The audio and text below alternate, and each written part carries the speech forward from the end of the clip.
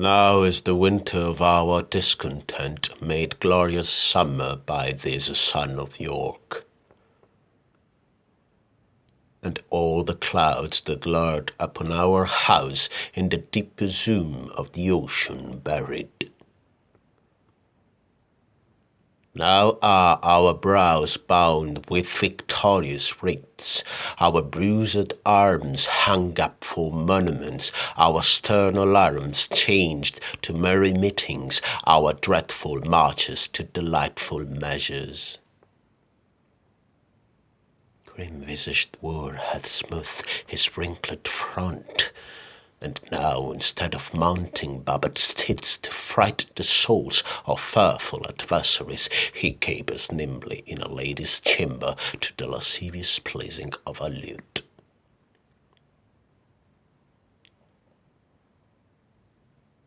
But I, that am not shaped for sportive tricks, nor made to court an amorous-looking glass, I that am proudly stamped and want love's majesty to strut before a wanton ambling nymph, I that am curtailed of this fair proportion, cheated of feature by dissembling nature, deformed, unfinished, sent before my time into this breathing world scarce half made up, and that so lamely and unfashionable that knocks back at me as a halt by them, why I, in this weak piping time of peace, have no delight to pass away the time, unless to spy my shadow in the sun and descant on my own deformity. And therefore, since I cannot prove a lover to entertain these farewell spoken days, I am determined to prove a villain,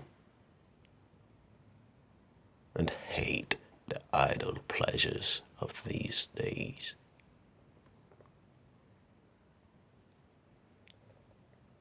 Plots have I laid, industrious dangers, by drunken prophecies, libels, and dreams, to set my brother Clarence and the king in deadly hate the one against the other. That if King Edward be as true and just as I'm subtle, false, and treacherous, this day should Clarence closely be mewed up about a prophecy which says the G of Edward's hairs the murderer shall be. Thy thoughts down to my soul,